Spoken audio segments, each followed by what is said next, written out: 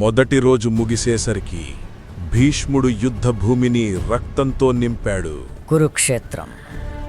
శతాబ్దాలుగా రాజుల అడుగుల్ని చూసిన ఆ పవిత్ర భూమి ఆ ఉదయం మాత్రం వణికిపోయింది. సూర్యుడు ఉదయించకముందే గాలి భారంగా మారింది. ఈరోజు సాయంత్రానికి తన సొంత పిల్లల రక్తాన్ని తాగాల్సి వస్తుందని భూమి ముందే గ్రహించినట్టుంది. ఒకవైపు భీష్మ పితామహుడి నాయకత్వంలో కౌరవసేన అద్భుతమైన నరవ్యూహంలో నిలబడింది. మనిషి ఆకారంలో ఏర్పడిన ఆ వ్యూహం శక్తి, ఆధిపత్యం, నియంత్రణకు ప్రతీకలా కనిపించింది. ఏనుగులు పక్కల్ని కాపాడుతూ, అశ్వసేన మధ్యలో సిద్ధంగా, రథసేన మెరుపులా ప్రకాశిస్తూ, అది కేవలం సేన కాదు, ఉక్కు మాంసం కలిసిన ఒక కోట. మరోవైపు దృష్టద్యుమ్నుడి నాయకత్వంలో పాండవసేన వజ్రవ్యూహంగా ఏర్పడింది. ఆ వ్యూహం ముందు భాగంలో భీమసేనుడు నిలబడి ఉన్నాడు. గద భుజంపై, కళ్లలో 13 ఏళ్ల ఆగ్రహం. పాండవుల వరుసలు కదలకుండా క్రమశిక్షణతో, ధర్మంపై నమ్మకంతో నిలబడ్డాయి. 2 సేనల మధ్య నిశ్శబ్దం ఏర్పడింది. అది శాంతి కాదు, తుఫాను ముందు వచ్చే చివరి నిశ్వాసం. అకస్మాత్తుగా ఆ నిశ్శబ్దాన్ని ఛేదించింది ఒక గర్జన. శ్రీకృష్ణుడు, అర్జునుడు తమ సంఖ్యాలను ఊదారు. పంచజన్యం, దేవదత్తం. ఆ నాదం యుద్ధ ప్రకటన మాత్రమే కాదు, అది ధర్మఘోష. ఆ శబ్దం కౌరవుల హృదయాల్లోకి దూసుకెళ్ళింది. ఒక్క క్షణం వారి మనసుల్లో సందేహం మిదిలింది. పాండవుల వైపు చల్లని గాలి వీచింది. పతాకాలు సాఫీగా ఎగిరాయి. శుభశకనాలు దర్శనమిచ్చాయి. కౌరవ శిబిరంలో మాత్రం గుర్రాలు అశాంతిగా అరుస్తూ ఆకాశంలో గద్దలు చుట్టుముట్టాయి. వాతావరణం భయంకరంగా మారింది. ఈ అనుమానాన్ని తొలగించడానికి దుర్యోధనుడు యుద్ధ భేరులు మోగించమని ఆజ్ఞాపించాడు. భేరుల ఘోష గర్జించింది. భూమి కంపించింది. సైనికుల గుండెల్లో ధైర్యాన్ని నింపడానికి ప్రయత్నించింది. అప్పుడు ఊహించని సంఘటన జరిగింది. ధర్మరాజు తన కవచాన్ని తీసేశాడు. ఆయుధాలను పక్కన పెట్టాడు. రథం దిగాడు. ఒంటరిగా కౌరవసేన వైపు నడవటం ప్రారంభించాడు. 2 సేనల్లో చర్చలు మొదలయ్యాయి. ఇది లొంగుబాట? భయం పట్టుకుందా? కాదు, అది ధర్మం. ధర్మరాజు ముందుగా భీష్ముని దగ్గరకు వెళ్ళి నమస్కరించాడు.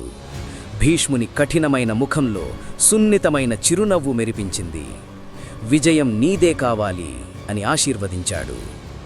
ఏ వరమైనా అడుగు, కాని నేను పక్షం మార్చమని మాత్రం అడగకు అన్నాడు.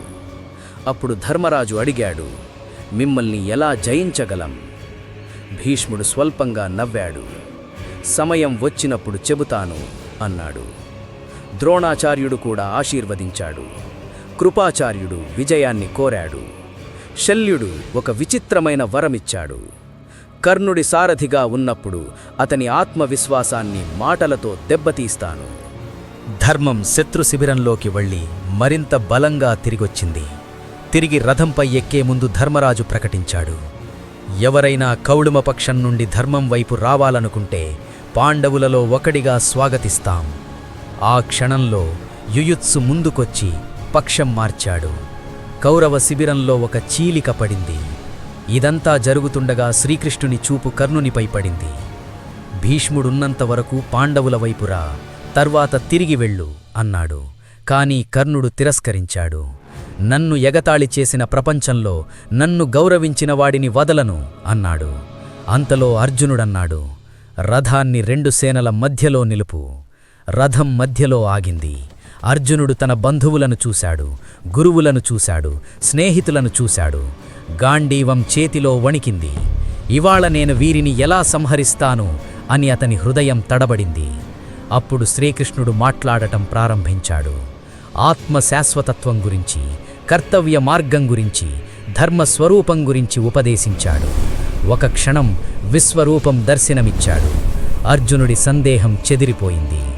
గాంధీవం మళ్లీ గర్జించింది. యుద్ధం ప్రారంభమైంది. భీష్ముడు తుఫానులా దూసుకొచ్చాడు. ఆయన బాణాలు వర్షంలా కురిశాయి. ఎదురైన వారిని పడగొట్టాడు. యువ వీరుడు అభిమన్యుడు ముందుకు దూసుకొచ్చాడు. ఒకే దాడిలో 9 బాణాలను భీష్మునిపై సంధించాడు. భీష్ముని రథపతాకం నేలపై పడింది. కాని భీష్ముడు ఆగలేదు. శల్యుడు ఉత్తర కుమారుణ్ణి సంహరించాడు. విరాటును సేనలో భీష్ముడు పులిలా చెలరేగాడు. సైనికులు ప్రాణాలు కాపాడుకునేందుకు పారిపోయారు. సూర్యాస్తమయం సమీపించింది. మొదటి రోజు ముగిసేసరికి ధర్మం పాండవుల వైపు ఉన్నా యుద్ధభూమి భీష్ముని వీరత్వాన్ని ఒప్పుకుంది.